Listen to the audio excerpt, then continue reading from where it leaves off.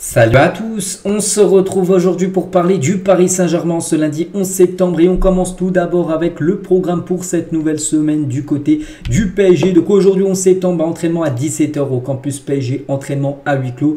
Donc de toute façon il y aura entraînement tous les jours jusqu'à vendredi parce que vendredi il y a match contre l'équipe de Nice. Il y aura seulement samedi le lendemain du match où ça sera un jour de repos, puis après reprise même le dimanche les gars, le matin pour préparer après le match contre le Borussia Dortmund mardi prochain. Donc ça y est, là on va rentrer dans la cadence après de 2 matchs par semaine pour le PSG. Donc voilà la grosse semaine d'entraînement. On continue, on va parler de Marco Verratti. Here we go, vous savez ce que ça veut dire quand Fabrizio Romano met ce slogan, ça veut dire que le joueur va être transféré. Donc Marco Verratti va quitter le PSG et rejoindre l'équipe de Al Arabi. Prix du transfert 45 millions d'euros que va récupérer le Paris Saint-Germain. Belle somme d'argent pour le PSG, surtout le PSG maintenant va ne plus payer. Il a du coup le gros salaire parce que c'est l'un des joueurs maintenant l'un des plus gros salaires du club. Derrière celui de Mbappé, je crois que c'est le plus gros salaire du club, Marco Verratti. Puis il va quitter bien l'équipe parisienne. Donc du coup on va faire son bilan, ses stats, tout ça, son palmarès qui est immense, qui est exceptionnel quand même. Donc Verratti au PSG c'est 416 matchs joués. C'est tout simplement le deuxième joueur à avoir joué le plus de matchs dans l'histoire du PSG. Le premier c'est Pilorget qui est à 425. Il aurait joué 10 matchs de plus. Verratti il serait devenu le joueur qui aurait joué le plus de matchs du côté de Paris. Du coup Marquinhos qui va continuer parce que Marquinhos il a plus de 400 aussi. Deviendra certainement, il va dépasser certainement Verratti, devenir dans quelques semaines le joueur le plus capé de l'histoire du club certainement. Bon, parlons de Marquinhos, nous on revient sur Verratti. Donc 9 fois la Ligue 1 remportée, 6 Coupes de France, 6 Coupes de la Ligue, 9 trophées des champions, une finale de Ligue des champions, 11 buts, 61 passes décisives, joueur le plus titré de l'histoire du PSG avec 30 trophées, je ne sais pas si vous vous rendez compte, et joueur le plus titré de l'histoire de la Ligue 1. Donc j'avais vu, parce que des fois je navigue un peu sur les réseaux sociaux, on a plein qui ne le considèrent pas comme une légende du côté du PSG. Mais Verratti c'est fou les gars, bon, pour moi c'est une légende avec un palmarès comme ça, le deuxième joueur à avoir joué le plus de matchs, le joueur le plus titré de l'histoire du club. C'est vrai que les dernières années ont été compliquées, mais tu es obligé de le mettre en tant que légende. Sinon, tu ne mets pas grand monde en tant que légende du côté de Paris. Il le mérite ce statut de légende, Marco Verratti. Donc voilà, il devrait bien quitter le PSG. L'officialisation pour intervenir aujourd'hui lundi, peut-être demain, mais voilà, ça va se faire, c'est sûr. Et cet été, donc lors du mercato, Verratti a été ciblé par plusieurs grands clubs européens, dont Chelsea, le Barça et le Bayern Munich, qui étaient très intéressés. Le gros problème, c'est qu'il touche un très gros salaire. Au PSG, il touche 1 200 000 euros par mois, je vous parle. Donc pour ces clubs-là, c'était pas possible de lui payer autant en salaire. Et du coup, c'est pour ça que, en plus, il n'était pas très chaud à descendre son salaire. C'est pour ça que du coup, Al Arabi est une option pour lui et il va bien rejoindre cette équipe. Et le souhait de Marco Verratti était de fouler une dernière fois la pelouse du Parc des Princes, même pour 10 petites minutes en fin de match. Voilà, pour dire un au revoir bien sûr au Parc des Princes. Après le PSG n'a jamais voulu le faire jouer. Pourquoi? Parce qu'il savait que le PSG déjà voulait le vendre. Et tu le fais jouer, c'est vrai que tu le fais jouer 10 minutes, mais imaginez se blesse, on ne sait pas, en 10 minutes tu te blesses, rupture ligament croisé, là ça, il n'y a plus de transfert, il n'y a plus rien du tout. 45 millions d'euros que le PSG aurait pu recevoir en le vendant, il n'y a rien du tout. C'est pour ça que le PSG n'a jamais voulu le faire rejouer, enfin le faire rejouer. Mais voilà, il y a des chances qu'on le voit contre Nice. Il sera certainement, je pense, pas dans le groupe. Pour moi, le transfert, les gars, va se faire là avant vendredi, ça sera officiel avant vendredi. Et vendredi, pourquoi vendredi? Parce qu'il y a PSG Nice, donc ça sera un match au Parc des Princes. Et à la fin du match, ou peut-être avant le match, j'en sais rien, il y aura une cérémonie d'adieu, un hommage bien sûr par rapport à Marco Verratti qui sera faite certainement vendredi lors de la rencontre contre Nice. Donc voilà, concernant Marco Verratti, vous avez toutes les infos. Randal Kolo Muani a disputé l'entièreté de la séance d'entraînement aujourd'hui sans douleur à la cheville. Ça c'est une très bonne nouvelle. On sait qu'il avait été forfait dimanche dernier contre l'équipe de Lyon. Il n'avait pas joué, il n'avait pas joué non plus avec l'équipe de France contre l'équipe de l'Irlande. Mais là, il a fait tout l'entraînement et il est OK. Et il y a de grandes chances qu'on le voit titulaire demain. Randal Kolo Muani contre l'équipe allemande. C'est un match amical tout simplement. Donc un trio Mbappé, Kolo Muani et Kingsley Coman devraient être alignés. Donc concernant Dembélé, lui devrait être sur le banc. Voilà, parce qu'il va faire un peu de rotation. Didier Deschamps, donc voilà le 11 probable. Donc même Lucas Hernandez qui avait commencé titulaire. Pourquoi Lucas Hernandez? Parce que c'est un joueur du PSG. Donc il devrait lui aussi être sur le banc. Donc en joueur parisien, les deux derniers, Kolo Muani et Mbappé devraient être dans le 11 de départ pour cette rencontre contre l'Allemagne demain soir.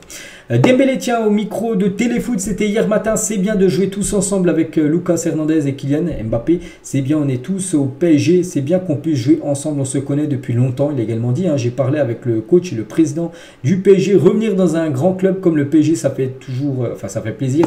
Un très bon coach. Le discours du président m'a plu. Je vais tout faire pour faire une grande saison. C'est ce qu'on espère pour Ousmane Dembélé. Théo Hernandez aussi. Il était Théo et Lucas, les deux frères étaient hier dans l'émission Téléfoot. Donc jouer ensemble en club avec mon frère, j'espère. C'est Théo Hernandez qui a dit ça. Donc c'est un joueur de l'AC Milan. Donc voilà, pourquoi pas l'accueillir au PSG. Moi je serais totalement d'accord. Lucas en défenseur central et Théo Hernandez défenseur gauche. C'est vrai que Théo Hernandez il arriverait, et puis Nuno Mendes serait aussi apte à jouer. Ce serait une grande concurrence. Je ne sais pas c'est qui serait meilleur par rapport à l'autre, parce que Théo aussi c'est très très costaud. Bon après voilà, ils ont dit ça à la rigolade, mais on ne sait jamais, parce que ils espèrent bien sûr évoluer ensemble. Et Lucas il a dit ça serait fantastique en sélection, on est bien, en club ça sera encore mieux. Le futur dira si on va se rejoindre ou pas. Donc voilà, concernant les deux frères Hernandez, mais pour l'instant il y a bien Lucas Hernandez qui évolue du côté du PSG. Pour l'instant Lucas Hernandez, je me souviens quand son transfert, il y a des rumeurs, il n'y a pas beaucoup de supporters. Enfin, il y a des supporters qui n'étaient pas très chauds parce qu'on sait que c'était un support. Il aimait avant l'OM. Bon, maintenant, il a dit qu'il est à fond derrière le PSG, on espère bien sûr. Donc, tout d'abord sur la Ligue des Champions avec le PSG, il a dit la Ligue des Champions, c'est une compétition que tous les Parisiens veulent. C'est à nous de bien commencer cette compétition. Pour bien la commencer. C'est Yannick Dortmund, qui est un club qu'il connaît très bien vu qu'il a affronté souvent Dortmund avec le Bayern ces dernières années. Donc voilà, une équipe qui va affronter. Et Lucas se distingue en tant que modèle de leadership. C'est que c'est un leader dans le vestiaire. Ça, en plus de sa convivialité et de sa capacité à renforcer l'esprit d'équipe, le défenseur du PSG peut remettre en ligne n'importe qui en usant de la force de sa voix en cas de besoin pour établir la discipline. Donc voilà, maintenant, enfin tout le monde est convaincu. Moi vraiment j'étais toujours très content. Voilà, quand il y a les rumeurs, j'étais très content de son arrivée.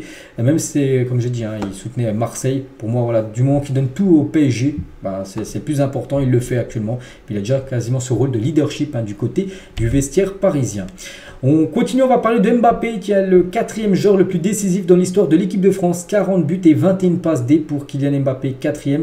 Donc il y a seulement Giroud, Griezmann et Henry. Donc on cumule but plus passe D. Et on va voir Mbappé déjà très très bien classé, au même niveau que Michel Platini. C'est fou, mais Michel Platini sur tout l'ensemble de sa carrière. Alors qu'Mbappé, il a seulement 24 ans Mbappé. Donc on pense qu'il va jouer encore 10 ans en équipe de France. Donc il dépassera tout le monde, sera certainement premier dans quelques années, bien évidemment, Kylian Mbappé. Des nouvelles de Draxler qui pourrait bien et va rester au PSG, ça il n'y a plus de doute. Donc le joueur a des soucis familiaux et a donc demandé du temps au club qatari parce qu'il y avait une équipe, je ne me souviens plus c'est quelle équipe exacte au Qatar, mais une équipe qatari qui le voulait et du coup ça ne se fera pas. Peut-être en janvier prochain, ça peut être le départ, peut-être en prêt ou un transfert sec pour Draxler. Les départs de Léo Messi, Neymar et Sergio Ramos ont financé le recrutement du PSG de cet été malgré plus de 300 millions d'euros dépensé, c'est que le PSG était très actif et dépensé beaucoup de millions. Le fair play a été respecté, tout est ok, il n'y a pas de souci niveau fair play où c'est dans le rouge ou non, tout est ok. Le PSG a très bien recruté parce que le PSG a bien vendu et surtout ils ont vendu des joueurs avec des gros salaires. Messi, très gros salaire, Neymar, très gros salaire, Ramos, très gros salaire, Verratti, très gros salaire qui va quitter le club aussi. C'est pour ça qu'ils ont pu faire pas mal de gros joueurs. Et le PSG affiche un chiffre d'affaires supérieur à 800 millions d'euros sur la saison. C'est une première dans son histoire. C'est la première fois que le PSG a fait un si gros chiffre d'affaires. Donc aussi l'économie des salaires de Messi, Ramos, Neymar, en plus de sa vente à 90 millions d'euros qu'il faut aussi récupérer dans les caisses du club, en plus des cessions de nombreux indésirables Paredes ou Wijnaldum que le PSG ne paye plus leur salaire, explique la bonne santé financière du club. Donc voilà, il n'y a pas du tout de souci, les caisses sont dans le vert, le fair play financier totalement respecté malgré comme cet énorme mercato que le PSG vient de faire. On va parler de ce joueur les gars, c'est Luka Vuskovic, un joueur que le PSG cible depuis longtemps, souvent associé au PSG, donc ce défenseur croate, jeune joueur, il a seulement 16 ans, et sur le point de signer à Tottenham, accord déjà trouvé avec le joueur, donc s'il signe à Tottenham, c'est-à-dire qu'il ne viendrait pas au PSG, donc dommage, parce que lui ça aurait été un joueur bien évidemment pour le futur. Un employé du PSG, il a dit en parlant de Nasser, c'est qu'il a été choisi au doigt pour devenir président du PSG pour sa bonne relation avec l'émir du Qatar, donc au doigt, c'est-à-dire qu'il y avait une réunion et ils ont dit bon, ce qui sera le président du PSG, puis tout le monde en gros a pointé du doigt en gros Nasser. C'est comme ça qu'il a été choisi en gros président du PSG. Enfin c'est un employé du PSG qui a dit ça sur Nasser. Nasser les gars, il n'est pas que président du Paris Saint-Germain. Regardez toutes les fonctions qu'il a. Voici une courte liste des postes occupés par Nasser. Donc président de la fédération qatarienne de tennis, il est aussi président de la fédération asiatique de tennis, président du Qatar Sport Investissement, donc USI. Il est président de l'association des clubs européens. Il a pas mal de trucs à faire, c'est vrai qu'il est souvent sollicité un peu partout.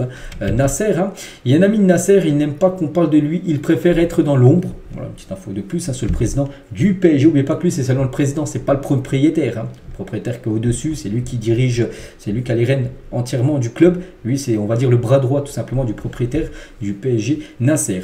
Il y a un agent français, il a dit avec Mbappé, il a clairement indiqué sa position. Il était toujours calme. Il savait que tout allait s'arranger. En parlant de Nasser, hein.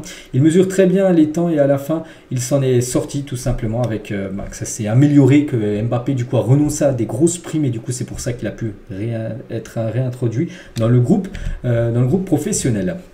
On va parler du conseiller Juan Laporta du côté de Barcelone. Il évoque le départ d'Ousmane Dembélé du côté du PSG. Il a dit Dembélé avait déjà montré son manque de loyauté en refusant de prolonger son contrat. C'est facile d'embrasser son logo après un but.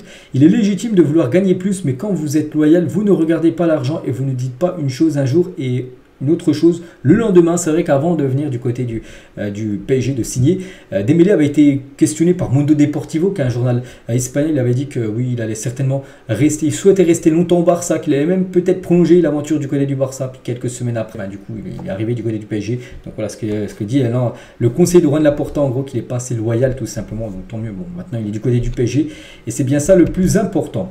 Une petite anecdote racontée par Nuno Mendes en 2021. Un jour, je sors de l'école, je suis une personne méfiante, tu vois, et je me rends compte que quelqu'un me suit. Je cours jusqu'à la maison, ensuite il frappe à la porte et moi je suis de l'autre côté de la porte avec un couteau parce qu'il savait qu'il était suivi. Je pensais qu'on allait nous cambrioler. J'ouvre la porte et il me dit calme-toi, je suis un recruteur du Sporting. Du coup j'ai rangé le couteau, hein, bien évidemment, et il signera dans la foulée avec le Sporting, bien sûr, hein, la pépite Nuno Mendes. On espère le revoir là-bas très prochainement, mais pas qu'il est blessé quand même depuis quelques semaines, le latéral gauche portugais. Tiens, en parlant d'un autre portugais légendaire, Pauleta en 2019. Quand tu respectes le PSG, les supporters ne t'oublient jamais. Voilà le message, bien sûr, hein, de Pauleta.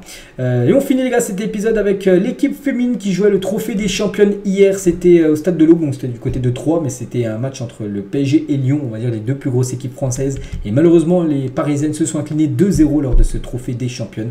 Donc elles ne gagnent pas cette compète. Donc voilà ce qu'il y a à dire aujourd'hui. J'espère que ça vous a plu. On se retrouve demain, mardi, pour le prochain numéro. On commencera à parler du match parce que vendredi, les gars, il y a un match. Le PSG reçoit l'équipe de Nice. Allez, moi je vous laisse, je vous souhaite un bon lundi et à demain.